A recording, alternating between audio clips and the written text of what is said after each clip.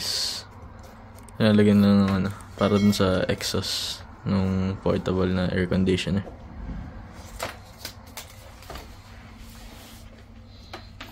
Laki. Velcro. Naka-velcro lang siya. Bali dito nakakabit yun eh. Yung exhaust kasi, iba yung bintana namin. May kasama siya yung pag ganun lang na plastic. Yun sana kaya lang. Iba nga yung bukas ng bintana namin. Kaya, Para sa mga sliding nga tayo na. Oo, pang sliding yun. Kaya hindi pwede sa atin yun. Kaya kakabitan lang ng velcro. Pakita na lang namin mami. Ito yung ano. Pinuano. Ang laki no? Parang ang laki. Haba. Ha? Sa buong ano, buong window. Sa buong window ba yan? Haba. Pero hindi masyadong bubuksan to. Parang ano lang. Parang matakpan lang yung nakabukas na part ng window. Dito di ba?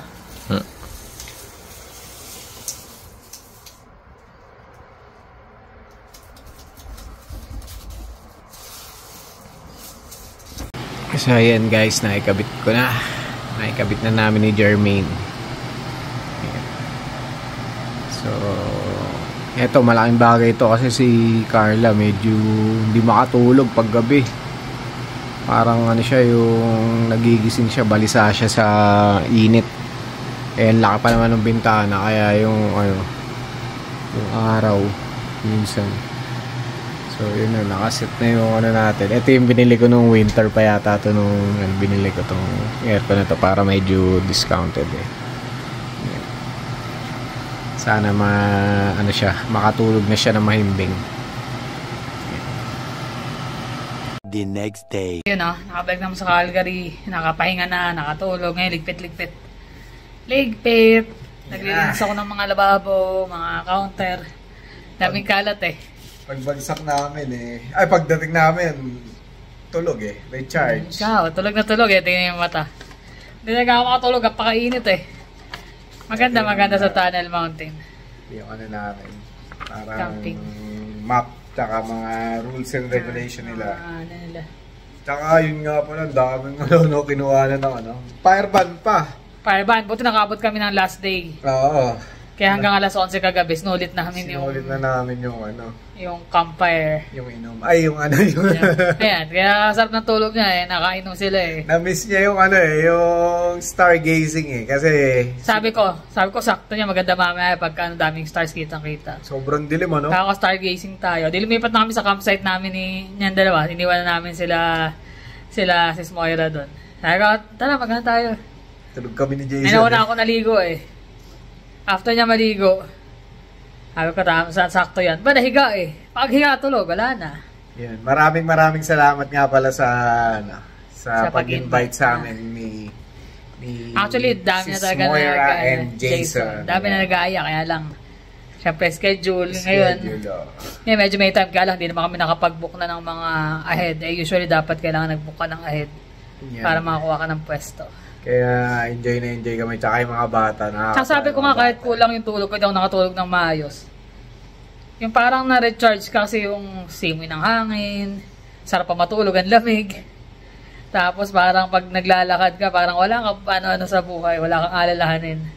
Yan. Tsaka ikabit na nga rin yung aircon kasi nga yung heat wave. Napakainit pala namin ng Calgary, ramdam. Iba yung init dito kaysa dun. Nagkaroon pa nga ng mabiglang ulan na malakas may halong yelo. Heat sobrang wave kasi. Pakita mo yung yung binili niya ako ng bauna ng tubig Kasi yung bauna ng tubig niya, ayaw niyang palitan. Meron siya dati yung yung thermos, kaya lang mataliskan lang ng konting pang sunglass nila, kinakalawang. Kinakalawang yung loob. Kaya binili siya ng bote niya. Kasi kailangan lagi siya may tubig. Bibili niya ako sa Walmart. Tapos ayaw niya bilhin.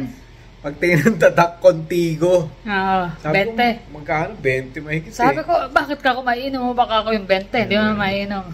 $3. Hindi. Sabi niya, okay pa yun. Tingnan niya, may itsura naman niya. Puro pintura na. Dungis na Bugbog na. Ayaw niya. Sabi ko, ayaw niya rin bilhin sa Walmart. Nagpunta akong Dollarama, namili ko ng mga kailangan nga sa camping. Nakakita ako. Ito, malamang papaya. Ganyan. $3. $3.50 pala. May tatapon ko, ayaw ipatapon. May hindi Wag na daw. yung tulog at Nasa kama na. aircon na at saka Best nasa ko na. malambot-lambot ka na. Sobrang init talaga kasi, bayo init. Sobrang dry.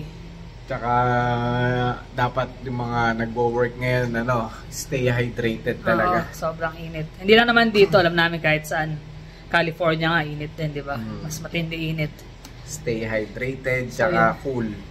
Iwas-iwas kayo sa gusto ko sana maligo sa sa mga likalong wala na kami time. Kasi bukas, pang morning ako, sabi ko hindi na rin kami makakadaan. Uwi na. Tapos hindi pa ako nakatapos ng labahan ko. Dahil nga Friday, diretso na doon. So, ayan. Pero nag-enjoy. Sulit. Sulit naman. Sulit ang gala. Ayan. Ako yung nagluluto. Nagsalang ako ng pang pinakbet. Ito yung bago namin hardinero. Hardinero! Wow! Tadan-dan-dadan. Si Arnold Schwarzenegger pala to eh. Bagong hardinero.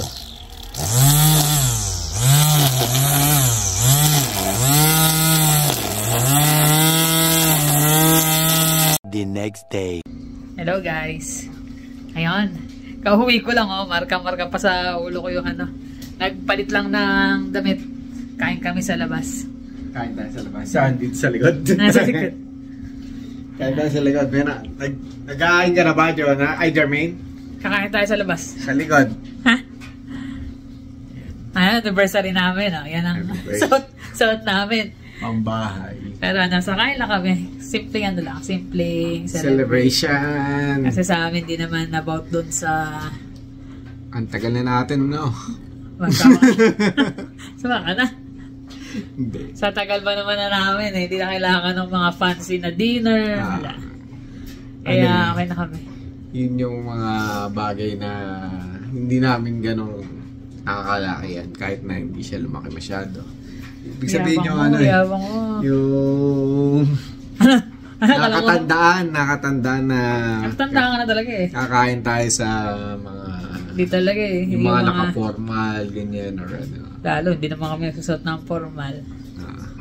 Kaya kain lang kami, hanap kami sa Patayo, sa Chinese restaurant o sa Big T? Sa Big T, sa mga smoke meat. Anong feel mo bigat kayo? sa dyan ng smoke meat eh. Solid mga yan, konti lang makakain ko doon tapos busog na agad eh. Doon na tayo sa Chinese na kinainan natin. Dito sa may panorama? Okay. Let's go. Guys, tara, sama kayo sa amin. Ayun kasama ang 2 bagets. Isa. Sa forma. Bago kapit si Jonas. Hindi yan pumasok eh. Masakit daw ulo. Pero nga hindi na masakit. Kasi naglalaro na eh. Kakain eh. Naglalaro siya. Dito ulit tayo. Malapit lang sa bahay. Golden Jade Palace. May sushi. Pero hindi pa namin alam kung okay yan. AI. Maganda ito community na to eh.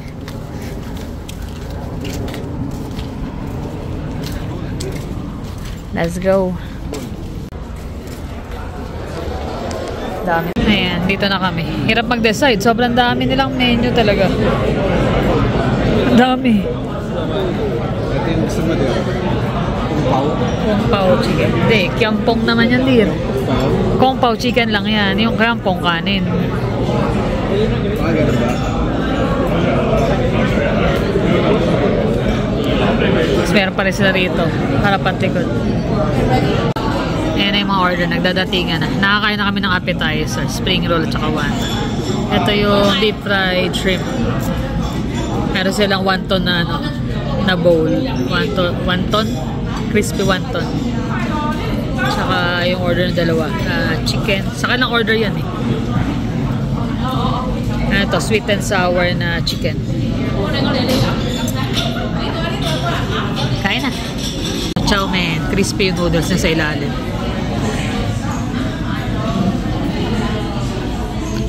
Yung chow mein? So, Szechuan fried rice. Oh. Hindi na rin. Mukhang nasunog pa yung bandang yun ah. Hindi talagang ganun crispy. Sobra crispy. Ito yung naantay nila kasi nauna yung ulam. Eh, para dumating yung fried rice.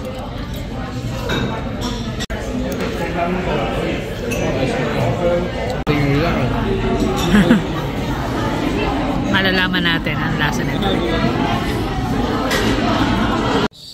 Yun, nakauwi na. Nakaligo na rin. Tapos na. Dali rin kami. Simpleng celebration lang namin apat. Ganun lang naman kami lagi. Lalo Hindi niya alam ng dalawa eh. Ay, alam mo yung dalawa sa pagmamahal ng mga dates yan, kundi sa'yo. Pag Sabi mga, niya, ba't kumakain tayo? madalas sa labas kami kumain. Dahil sa carbon tax, sabi. Oo nga pala kasi carbon tax, dumating na yung carbon tax, sabi ni Jonas. Ayun, kasi kala ko kasi carbon tax dumating, kasi nakaka-receive na rin siya eh. Si Jermaine lang ang nakinabang dun eh. Kasi wala naman siyang di ba? Kumbaga, hindi malaki yung contribution niya eh. Tayo, lalaki. Laki eh. Kasi ang late lang eh. At least na-cover naman yung yung kinain natin. Sulit din. Oo, sulit. May Tsaka dami pambaon pantira. pabukas. Kaya in-order namin ganun karami kasi pang baon. Ah. Para hindi na ako magluto. Siyempre, anniversary, no? Kailangan, pahinga naman. Tsaka manonood kami ng yung House of Dragons na inaabangan namin. Tama. Yan. Ano nga ba ang halaga ng mga ganong bagay? Kagaya na lang nung siyempre, yung pagkabit natin ng aircon ng nakaraan, yung simpleng pagpapahalaga kasi napansin ko nga hindi siya makatulog ng maayos, ganyan na Ayun na. napupuyat siya, tapos magigising siya, basa yung ulo niya, may pinapawisan kahit nakatodo na yung electric fan. Ayun na. Yan, asawa ko talaga eh. No? Siyempre, pursigin mo maikabit yun at meron naman ng nabiling aircon, di ba, ng winter pa kayo. Ready na yan eh. Kaya lang kasi, iba yung ng bintana Iba kasi namin. yung ng bintana. Pero nagawa naman na namin ang paraan. Tapos lalo pa pag sobrang init kasi, doon lalo nag-trigger yung sakit ng ulo ko. Tumitibok yung ulo niya. Kahit naman ako, sumasakit yung ulo ko pag mainit. Minsan nagigising ako yung sa pinaghigaan ko sa unan, asing basang-basa. Ayan, parang naligo. Ayan, actually, naligo ko lang. Kaya, yun, inayos talaga namin na maikabit. Yung mga ganong bagay, mga simple bagay. Pagdating ko nga kared na sabi niya, hindi nakit ka sa taas. Lamig na. At ako, ayos Sabi ko na, nakabukas na yung aircon Hindi nakatulog siya na maayos. Bagay, yung mga ganong bagay, mga simpleng bagay lang na pagpapahalaga mo na sa taong mahal mo. Hindi mo na kailangan ng granding celebration sa anniversary. Although, inaano pa rin namin yun, sineselebrate pa rin na. Pero, siyempre, yung mga bagay na simpleng bagay na nagagawa mo para sa kanya, siya, lagi na akong pinaghahanda ng almusal, tsaka ng baon, yun, hapunan, lahat ng pagkain, di ba? Naka-ready na lagi. Yung mga ganun, na-appreciate mo rin, di ba? Yung mga ganun bagay. May ibang tatanong, ba't ka may gising pa? Kasi marami kong kakilala na hindi nagigising pagpapasok. Kasi siya maaga lagi yung pasok niya. Sabi ko nga sa kanya, huwag na siyang gumising. Okay naman na ako. Sa akin, ayoko naman ng ganun. Gusto ko hanggat maaari. Kasi kasuhi ko siya bago umalis. Diba? Kaya, So, kahit sabihin mo po basta pag aalis siya ng maaga, kailangan may almusal siya. Hindi naman grande yung almusal, pero kahit pa paano may laman ng tiyan, may baon, maayos yung bag. alam ko, may, sa iba, mahirap yung gawin yung mga ganun bagay. Parang napakahirap sa kanila para sa... Pero pag mahal mo kasi yung tao, parang lahat nagiging medyo magaang, madali para sa iyo. Hindi ka nag-aantay ng kapalit. Tsaka ever since, ganun na kami. Yung alalayan talaga. Hindi na kailangan ng kung ano-anong regalo. Mahalaga yung magkasama kayo, nagkakaunawaan. Kasi naranasan namin yung yung walang-wala talaga. As in talagang hindi sa gumagawa kami ng istorya. Yung wala talaga na magse-celebrate kami, kaya bibili lang kami ng tig-isang bote ng beer. Tapos Manila, chichirya. Dumating kami sa puntong gano'n ng mga bago pa lang kami. Siyempre, wala akong trabaho, siya lang na trabaho. Swerte pa't nakapisan kami kay mami. Baga tumutulong lang kami sa gastusin, pero that's it. Just imagine kung nakabukod kami, halos talagang wala na. Di lalo pa. Yun yung mga times na na-appreciate mo yung uy, may sumobra akong 200, may sumobra akong 150 doon sa sweldo. Masaya na kami noon, parang simpleng date lang ng kain. Kakain lang kami, tapos bibili lang ako ng DVD na peke. Nanood na kami noon. TV pa namin, yung maliit lang na TV. Maliit lang na TV yung pinapanood namin. 14 inch, di ba? 14 inch lang yung TV namin noon. Yung nasa kwarto namin doon, tambay lang kami, mga si Jonas, lalo nagsimula si Jonas pa lang. Doon lang kami sa kwarto, may kain kami ng nagaraya. Tapos beer, okay na. Hindi kasi kami, although may kaya yung, hindi naman mayaman, hindi rin naman gano'ng kahirap yung mga pamilya namin. Pero baga nakaka-araos naman. Nakaka-araos naman. Pero hindi namin inano yung sarili namin na umasa sa kanila na eto, dito, kailangan, Kahit na nakatira kami kay mami, nagbibigay pa rin kami sa kanya ng panggastos, pandagdag. Kaya nga hanggang ngayon, di ba? Hanggang sa simula na nagtrabaho ko hanggang ngayon, talagang di talaga napapatid yung pagpapadala rin o pagbigay sa kanya. Oo, kahit sa simpleng bagay. Siyempre, magulang natin yan. Oo. Kaya kami, as magulang, ganun din sa mga bata. Inaano rin namin sila. Gusto namin makita nila yung gaya namin na kami. Yan. Pag may konting pagtatalo, pag-usapan, hanggat maaari, talagang inaayos. Hindi naman kasi, kumbaga, normal naman kasi sa magkarelasyon o mag-asawa or mag-boyfriend, girlfriend na nag-aaway. Tatalo. Hindi, walang perfecto, di ba? Perfecto. Lahat dumadaan yan sa sa rough ride. Pero yun yung nakakapagpatibay sa inyo kasi nakikilala niyo yung bawat isa sa inyo sa mga ganong pagkakataon. Ayun nga, kaya kahit na kumain lang kami ng ganon, simpleng pagkain, masaya na kami. So, excited na kami kasi manonood kami. Yan, ganyan. Manonood lang. Manonood lang, upulan dito. Masaya na kami sa mga ganyang bagay. Sobrang yung parang sobrang thankful na. Hindi na kami naghahangad na ng malaking karangyaan sa buhay. Kumbaga, fulfilled na rin yung namin, mga pangarap namin. Okay na kami as long as yan, sama-samang pamilya. Healthy, yun lang. Healthy, maayos yung samahan namin mag-asawa.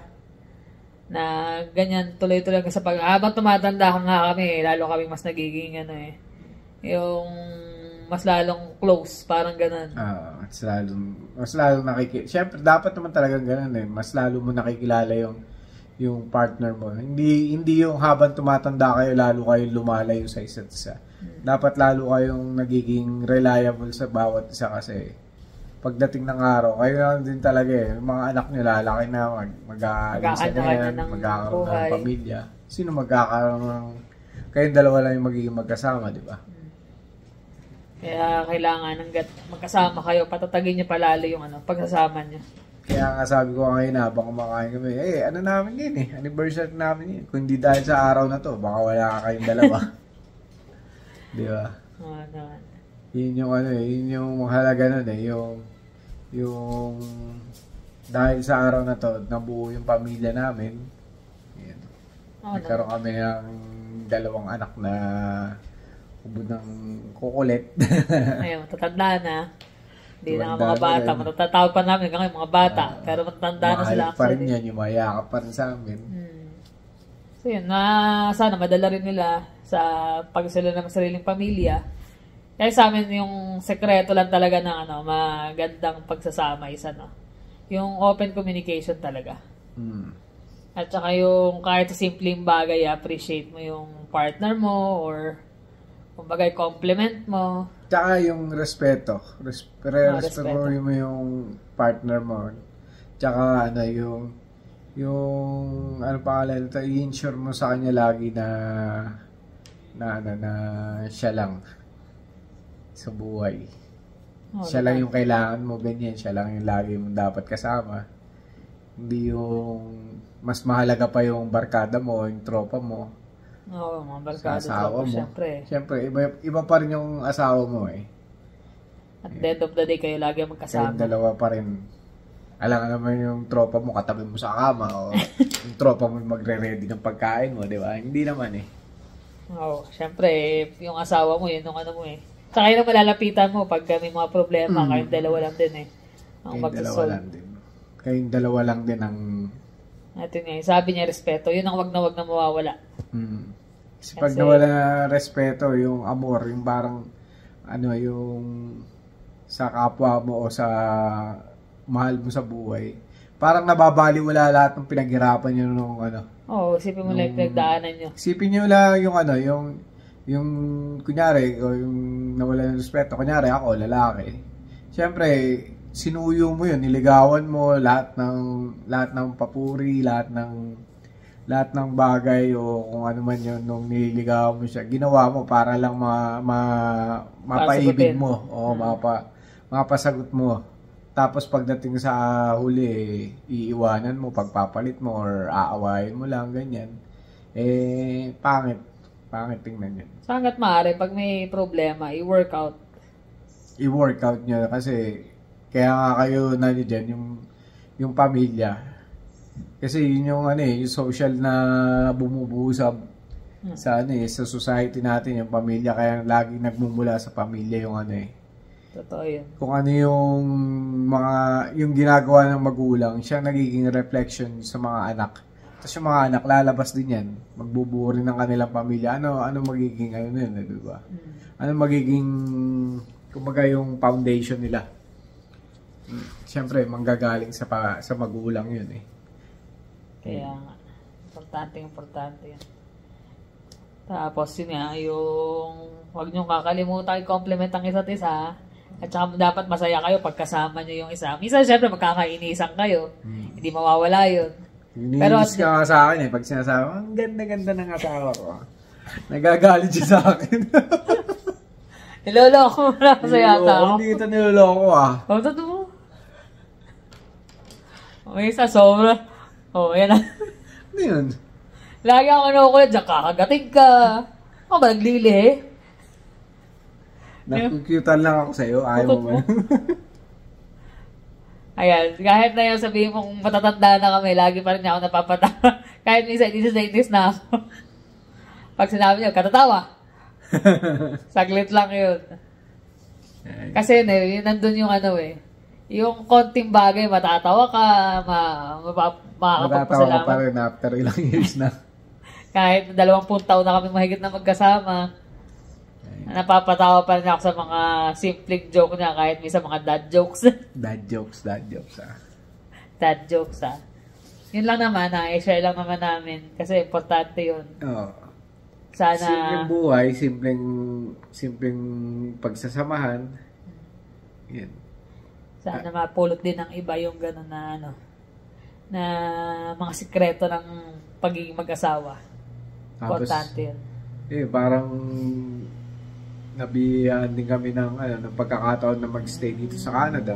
Kaya lalo namin pinag-iigi yung samahan namin tsaka yung pagpapalaki namin sa mga anak na, although malalaki na talaga sila. Tsaka lalo pa rito tayo lang talaga, wala na tayo mang pamilya. Pamilya namin, mga kaibigan namin, ayan. Yan, pamilya na namin dito, mga kaibigan nga. Wala kang ibang matatakbuhan na, kundi sila lang din, kasi wala ka ng pamilya malayo. Yun lang, sabihan ka na, magsabi ka lang. Hindi na mga gusto ko marinig magsabi ka lang. Laking bagay na yun. Sobrang laking bagay na. Tsaka yung maaalala ka, yung mga simple na maalala ka. May magsasabi sa'yo na, nandito lang kami. Pamilya nyo kami. Ayan. Mga simpleng salita yung galing sa kaibigan ng mga naman talaga. Na-appreciate namin. Na-appreciate namin. So, ganun din kami sa kanila. Ganun din kami. Huwag kayong magdadalawang isip na magsabi sa amin ng mga problema yun. Kung kaya namin kayong tulungan, tutulungan namin kayo. Ako, saan pa ba, diba? Kumbaga tayo ng pamilya dito. Yung mga kaibigan din namin, as in halos wala rin mga pamilya, di ba? Oo. Tsaka kumbaga dito sila, parang parang tayo, solid na din na tayong family lang din. Wala iba matatakbuhan. Sino pa ba magtutulungan? Tayo lang din. Yeah. Kaya nga dapat ang asawa mo yun, ang kakampi mo. Hindi ka laban. Yan, kakampi. Kakampi mo. Sino ba kalaban mo rito? Wala. Kakampi ba tayo?